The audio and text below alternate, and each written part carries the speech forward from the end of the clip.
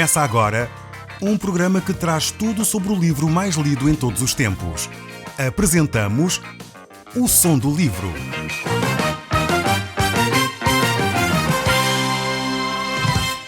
Seja muito bem-vindo. Neste podcast vai encontrar o livro mais conhecido e lido em todo o mundo. Vamos levá-lo numa viagem pela história da humanidade. Este é um audiolivro para si, para a sua família e sociedade em geral. Contextualização e comentários de Paulo Chaveiro. Nós temos estado a olhar para o livro de Lucas, no Novo Testamento. E estamos a ver o capítulo 2 deste mesmo livro. E já falámos acerca do nascimento de Jesus, sobre a glória revelada pelos anjos aos pastores em Belém. Temos destacado a beleza deste autor, Lucas, ao escrever de uma forma sublime, num grego cuidadíssimo. Ele queria dirigir-se então ao povo grego e gostaria que o povo grego entendesse bem a mensagem do Evangelho de Jesus Cristo. Por isso, ele tem muita cautela da forma como escreve o seu Evangelho. No último programa, nós avançamos até praticamente o verso 30. Neste momento vamos continuar daí. Vamos ver agora este cântico de Simeão. Lucas é o único autor da Bíblia que registra este cântico. E vamos ver aqui como Simeão fala acerca do menino Jesus. Vimos no último programa que Jesus Cristo foi apresentado no templo. Os seus pais levaram-no ao templo para cumprir a lei de Moisés. Vimos como Jesus Cristo foi então apresentado. Não foi batizado nessa idade, mas foi apresentado para que, de alguma forma, Maria e José cumprissem aquilo que a lei de Moisés previa, no sentido de consagrar todo o primogênito ao Senhor. E agora encontramos-nos aqui neste texto bíblico do capítulo 2 e vamos ver as palavras que são dirigidas ao menino. E diz assim Simeão: Agora, Senhor, despede em paz o teu servo, segundo a tua palavra, porque os meus olhos já viram a tua salvação, a qual preparaste diante de todos os povos, luz para a revelação aos gentios e para a glória do teu povo de Israel. Aqui temos uma declaração profética de Simeão. Ele fala acerca da salvação que foi preparada para todos os povos. Deus não tinha intenção de fazer de um povo a exclusividade de uma mensagem tão grandiosa como a salvação da humanidade. Deus queria que todas as nações tivessem acesso a esta verdade. E Simeão reconhece isso e fala de uma forma profética, que Deus queria abençoar todas as nações. E também queria, sem dúvida alguma, abençoar a nação de Israel. No fundo, está no coração do homem tomar essa decisão de querer ou não receber a mensagem de Jesus Cristo. O verso 33 nos diz: Os pais de Jesus estavam admiradíssimos com o que Simeão dizia do menino. Simeão abençoou-os e disse a Maria, sua mãe: Este menino é para muitos em Israel motivo de ruína ou salvação. Ele é o sinal da divisão entre os homens, para revelar os pensamentos escondidos de muitos. Uma grande dor, como um golpe de espada, trespassará a sua alma.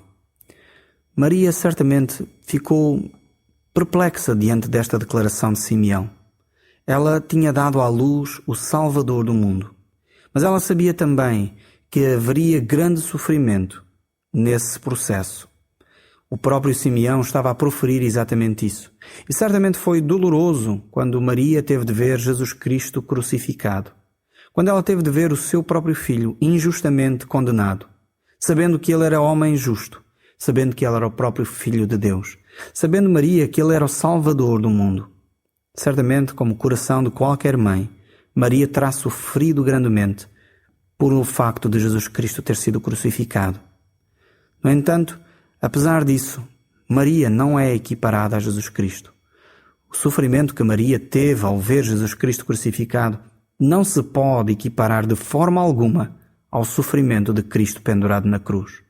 Foi Jesus que naquela cruz recebeu sobre si o pecado de toda a humanidade. Por isso mesmo, ele clamou quando estava pendurado na cruz: Deus meu, por que me desamparaste? Porque a palavra de Deus nos diz que maldito é aquele que for pendurado no madeiro. E Jesus Cristo foi pendurado no seu e no meu lugar. Nós podemos ver que Jesus Cristo sofreu tremendamente por cada um de nós, para que você e eu pudéssemos ter vida eterna, para que você e eu pudéssemos ter a remissão dos nossos pecados. E esse sacrifício de Jesus Cristo nos traz essa plena paz que é prometida pelo próprio Deus. É Jesus Cristo que vem fazer a linha divisória, como Simeão aqui acabou de declarar. Nós não podemos ser indiferentes à pessoa de Jesus. O próprio Jesus Cristo disse que quem comigo não junta, espalha. Então, diante da mensagem do Evangelho de Jesus Cristo, nós temos que tomar uma decisão.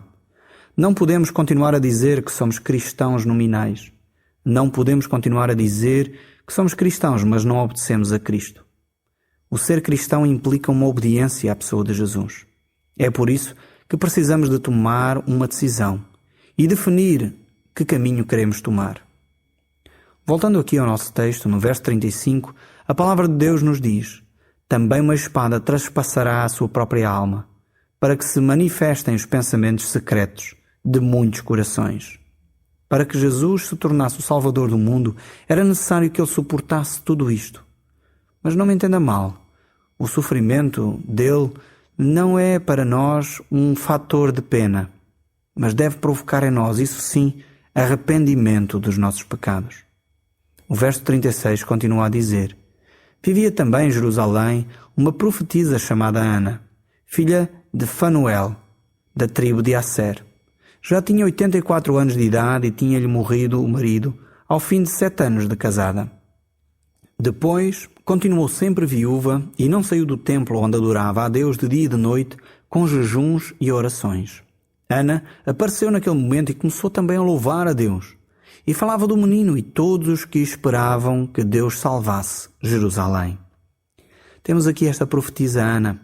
Ela pertencia à tribo de Asser. Era uma mulher muito piedosa. E o nascimento de Jesus era motivo mais que suficiente para ela dar graças a Deus. Não temos um cântico de Ana, em versos ou em música, mas temos sem dúvida as suas ações de dar graças a Deus por Cristo Jesus. Vemos ainda o verso 39.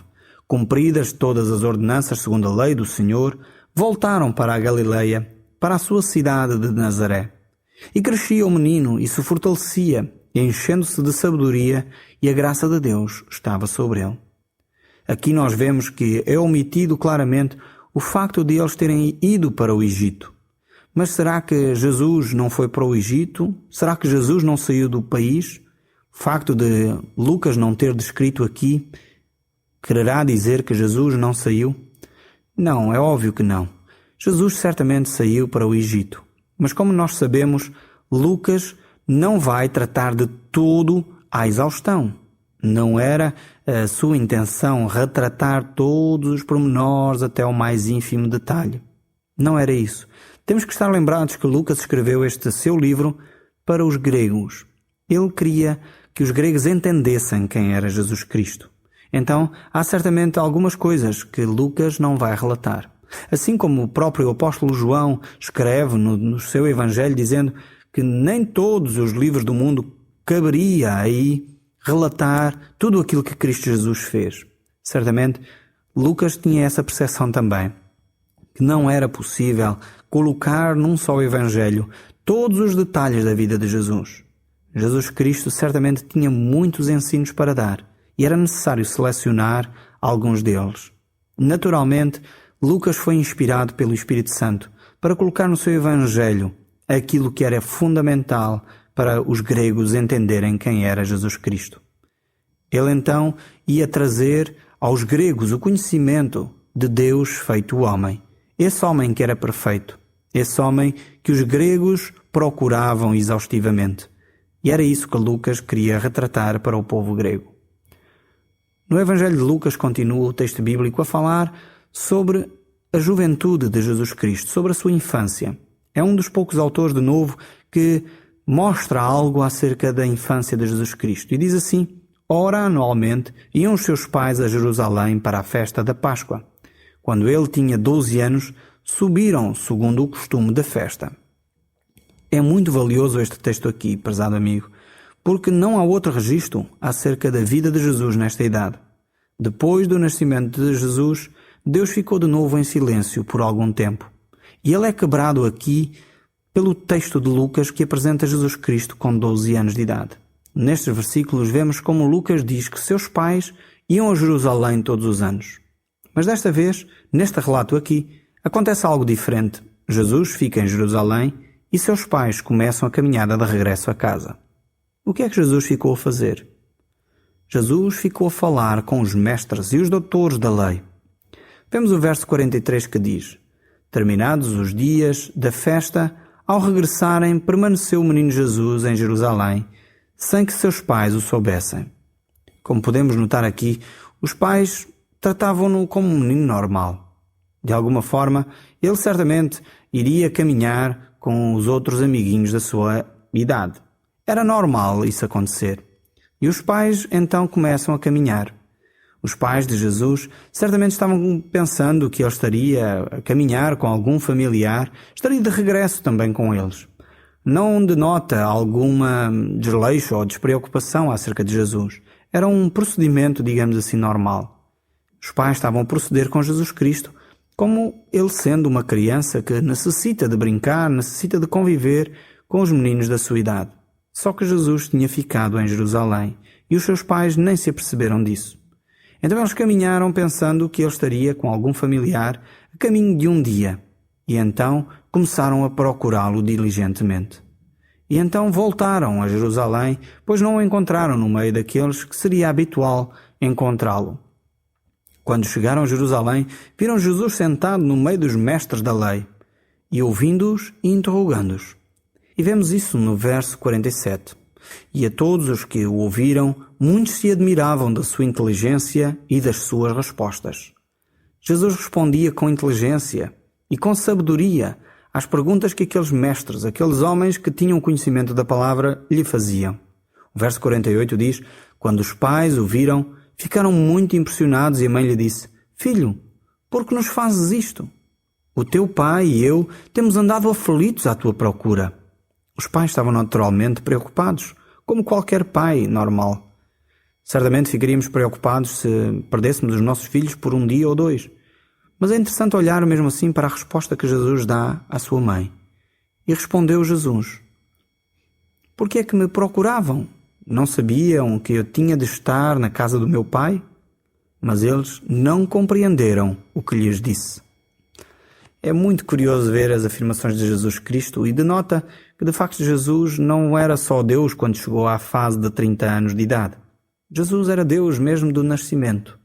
Mesmo naquela manjedoura em Belém, Jesus já era Deus. Mesmo aqui, quando ele tem 12 anos, Jesus já era Deus.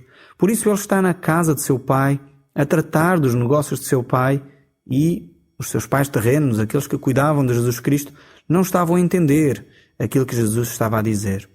Certamente quando Jesus disse que era importante tratar dos negócios de seu pai, Jesus não estava-se a referir a ter que fazer uma cadeira ou uma mesa, pois o pai, José, era carpinteiro. Ele estava-se a referir ao Pai Celestial. O verso 50 continua a dizer: mas eles não compreenderam o que Jesus lhes disse. Jesus voltou então com eles para Nazaré e continuou a ser obediente. Sua mãe guardava todas estas coisas no coração. Vemos que este ato de Jesus de ficar em Jerusalém não foi um ato de desobediência ou de rebeldia. Não, foi que de facto havia assuntos importantes que eram necessários serem tratados e Jesus Cristo, como Deus feito homem, já estava agindo. Aliás, Deus está sempre a agir à nossa volta. É necessário nós estarmos atentos à ação de Deus, aquilo que Deus quer fazer à nossa volta. E agora vamos ver como Jesus Cristo se mantém submisso aos seus pais. E isto é uma grande lição para nós que somos pais, mas também para os filhos. Para nós pais, é importante cuidarmos dos nossos filhos de forma a que eles sejam disciplinados e educados. Mas é também importante para os filhos poderem ser submissos e obedientes aos seus pais. Infelizmente hoje há uns certos ventos de independência, de libertinagem, até de rebeldia de muitos filhos, que necessitam de aprender daquilo que Jesus Cristo nos ensina. Muitos filhos se dizem cristãos e não querem ser submissos aos seus pais. Depois começam a inventar algumas desculpas e razões para não serem obedientes aos seus pais. É interessante ver que a palavra de Deus sempre desafia o cristão a ser obediente aos seus pais, a honrar os seus pais, porque esse é o mandamento com promessa, diz a palavra de Deus. Honra o teu pai e a tua mãe, pois esse é o primeiro mandamento com promessa, para que te vá bem e prolonguem os dias sobre a terra. Este é um texto bíblico que tem promessa, e aqueles filhos que me estão a ouvir, independentemente da idade que tenham, devem de honrar sempre os seus pais. Devem de ter uma atitude de honra para com os pais. E era exatamente essa atitude que Jesus Cristo tinha aqui. Apesar de muito jovem, muito novo, Jesus Cristo era submisso e obediente aos seus pais. Hoje em dia vemos que filhos, muitas vezes bem jovens ainda, algumas ainda crianças, são muito desobedientes aos seus pais, não têm educação. E quando isso acontece assim, então vemos que as pessoas perdem valores fundamentais, como o respeito, como a honra, valores fundamentais como a verdade, são muitas vezes desperdiçados, porque os filhos não foram submissos aos seus pais, nem obedientes aos seus pais. É importante que a disciplina seja implementada pelos pais. Nós, pais, não podemos ficar ausentes da educação dos nossos filhos. Não podemos delegar essa educação nem às escolas, nem às igrejas, ou às amas ou às educadoras. Essa obrigação, esse dever, é de cada pai. Infelizmente, quando isso não acontece, quando os pais se ausentam da educação dos seus filhos, podemos verificar que às vezes temos pessoas com uma formação académica alta, mas que apesar da sua formação académica continuam sem educação nenhuma. A educação não tem a ver com a formação académica. E nós podemos ver isso muito bem pela violência doméstica. Estudos feitos nessa área mostram que a violência doméstica é transversal à formação académica das pessoas. Não importa a formação académica ou o extrato social, infelizmente, há pessoas sem caráter em todas as áreas da sociedade. É por isso que a educação é algo que faz parte da responsabilidade dos pais. Uma pessoa bem educada é alguém que é acompanhado pelos seus pais. E independentemente da sua posição social, económica ou os estudos académicos, a pessoa pode ser bem educada, mesmo sendo um analfabeto. Aliás, eu tenho convivido com muitas pessoas que não têm estudos, mas que são extremamente bem educadas. E por vezes convivo com pessoas que até têm estudos. Supostamente deveriam ser pessoas mais bem preparadas para a vida e, no entanto, são pessoas que não têm caráter absolutamente nenhum, pessoas que são mesmo mal criadas, pessoas que são mesmo, às vezes até diria, ignorantes e que se escudam na sua formação. Por vezes a formação académica é como um escudo para se defenderem. Colocam os seus títulos à frente para que se possam esconder atrás deles. No entanto, eu conheço também muito boa gente que tem a sua formação académica. Eu não estou a fazer aqui uma apologia da mediocridade ou uma apologia ao analfabetismo. Não é isso, não tem nada a ver. Eu estou a fazer sim uma apologia à educação. E de alguma forma isso é uma responsabilidade que cabe aos pais. Se você é pai e me está a ouvir, então deve poder procurar ter tempo para os seus filhos. Educá-los naquilo que são os valores que você acredita. Educá-los naquilo que é fundamental para que uma sociedade viva em harmonia. Aliás, nós temos exemplos disso. O nosso país, infelizmente, não desenvolve muito porque pessoas que têm os grandes títulos à frente são pessoas muitas vezes corruptas, pessoas que não têm valores, pessoas que a ética e a moral quase já não fazem sentido para eles. Eu creio que muitas vezes essas pessoas foram vítimas de um não acompanhamento por seus pais. E no fundo eles só estão a reproduzir o modelo que eles receberam. Cabe-nos a nós, pais, alterar a próxima geração. Cabe-nos a nós, pais, dar uma educação saudável aos nossos filhos. Darmos tempo aos nossos filhos, mas darmos também disciplina, ordem, valores, que vão nortear certamente a vida dos nossos filhos. Não podemos esperar que sejam as escolas ou as igrejas a dar a formação na área dos valores. Certamente essas entidades vão contribuir, mas cabe-nos a nós, pais, cuidar daquilo que os nossos filhos vão ser. Por isso vemos neste verso da Bíblia que Jesus Cristo crescia em sabedoria, estatura e graça diante de Deus e diante dos homens. Vemos como Jesus Cristo era alguém que estava a ter um crescimento equilibrado. E nós precisamos de ter esse crescimento também nesta área, num crescimento físico, um crescimento mental e um crescimento espiritual. Agora, voltando aqui ao texto bíblico, no capítulo 3, vamos iniciar neste primeiro versículo vendo o ministério de João Batista. Diz assim: No 15º ano do reinado de Tibério César, sendo Pôncio Pilatos governador da Judeia, Herodes, tetrarca da Galileia, seu irmão Filipe, tetrarca da região da Iturénia e Tracónides, e Lacínica, tetrarca de Abilene, o sumo sacerdote Anás e Caifás. Então veio a palavra de Deus a João, filho de Zacarias, no deserto. Este texto aqui é claramente um texto típico de Lucas. Ele quer balizar bem o tempo em que isto aconteceu. Ele quer deixar bem claro quem eram os governadores civis naquela época, mas também quem eram os governadores religiosos daquela época, Anás e Caifás. O verso 3 continua: Ele percorreu toda a circunvizinhança do Jordão, pregando o batismo do arrependimento para a remissão dos pecados. Isso aconteceu como o profeta Isaías tinha escrito no seu livro: Alguém grita no deserto: Preparem o caminho do Senhor e abram-lhe estradas direitas. Todo o vale será aterrado, todo o monte e toda a colina serão aplanados. Os caminhos tortos serão endireitados e os pedregosos serão arranjados, e toda a humanidade verá a salvação de Deus. João dizia às multidões que iam ter com ele para serem batizadas: Que raça de víboras! Quem vos disse que poderiam escapar do castigo de Deus que se aproxima? Mostrem-se pelas vossas ações que estão verdadeiramente arrependidos, em vez de andarem a dizer: Nós somos descendentes de Abraão. Pois eu vos garanto que Deus até destas pedras pode fazer descendentes de Abraão. Vemos como João Batista tinha um discurso bem vigoroso. Havia necessidade de um arrependimento, mas ao mesmo tempo havia necessidade de uma prática desse arrependimento. Era necessário mostrar pela ação que tinha havido uma transformação no seu interior. E por isso mesmo, João Batista anuncia uma mensagem bem poderosa, bem frontal à nação de Israel. Eu creio que necessitamos também de mensagens que vão frontalmente contra aquilo que é o pecado da nossa sociedade.